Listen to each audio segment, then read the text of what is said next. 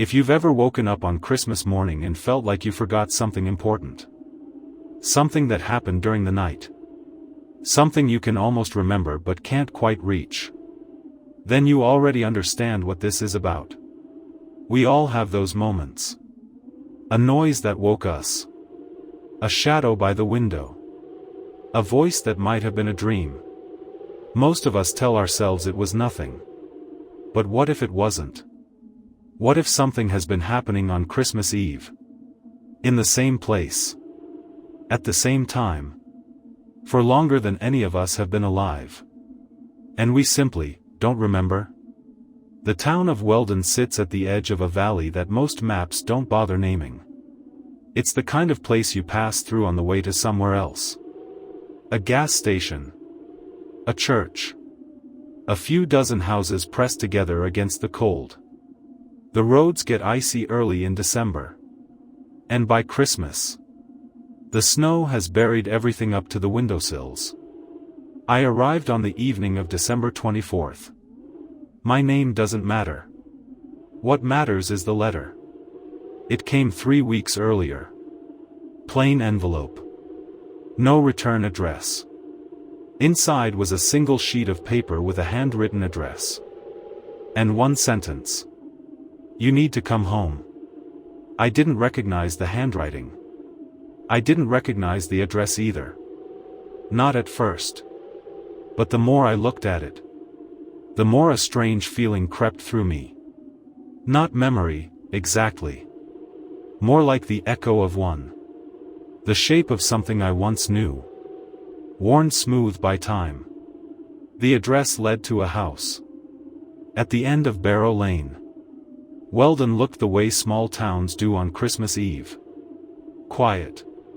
Still. A few lights flickering behind frosted glass. But there was something else too. Something I couldn't name. Every house I passed felt like it was watching me. And the closer I got to Barrow Lane, the more certain I became that I had walked this road before. Though I had no memory of ever being here. The house waited at the end of the street. 2 stories tall. Wood-paneled.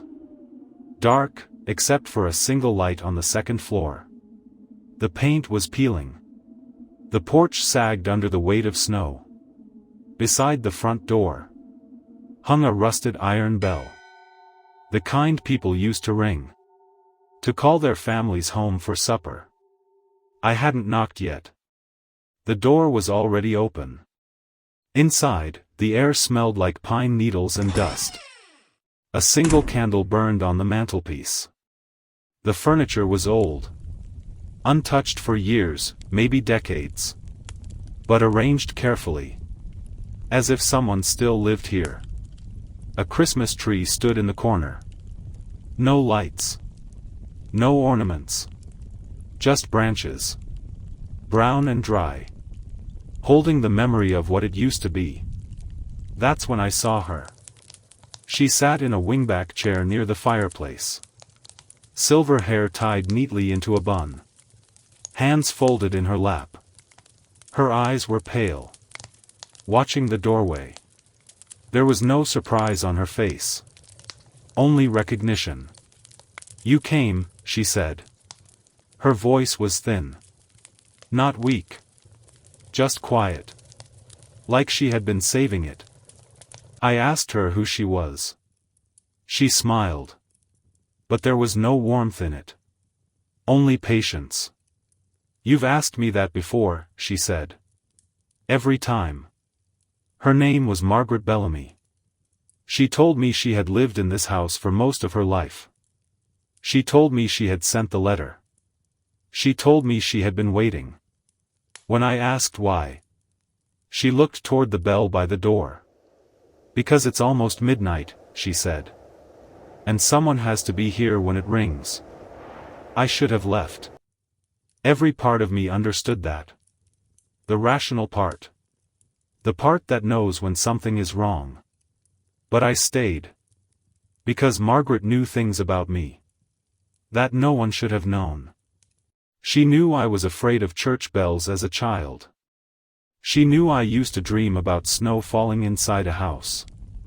She knew the name of the doll I had when I was 6. The one I lost the winter my family moved away.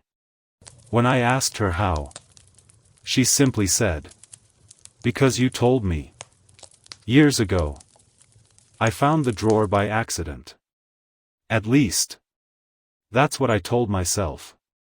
Inside were dozens of letters. All written in the same handwriting as the one I had received. My handwriting.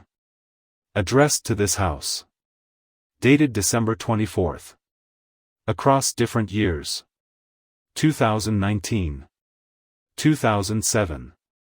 1998. 1983. Further back. All the way to 1961. My hands were shaking. At the bottom of the drawer was a photograph. A faded black and white image. A young girl stood in front of the same house. About 7 years old. She wore a wool coat and held a small brass bell. Her face was blurred. But her posture. I knew it. Margaret was behind me. "You don't remember," she said. It wasn't a question. "You come every year.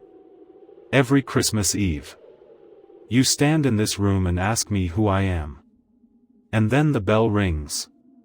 And you leave. And by morning, you've forgotten everything." She rested a hand on my shoulder. "But this year is different," she said. "This year, you're starting to remember." I looked at the photograph again. The girl was me. The date on the back read, December 24th, 1961. 62 years ago. I turned to Margaret. My voice barely existed. "Who are you?"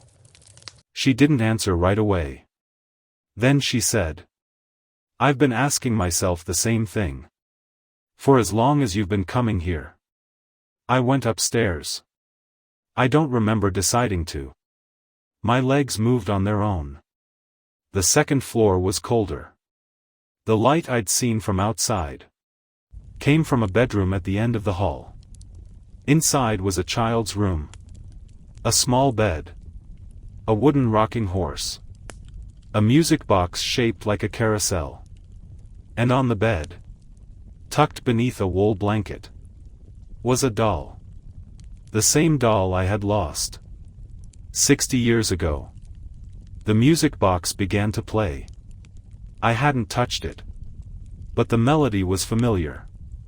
A lullaby my mother used to hum when I couldn't sleep. I understood then. Not with logic, but with something deeper. I had lived in this house. I had died in this house.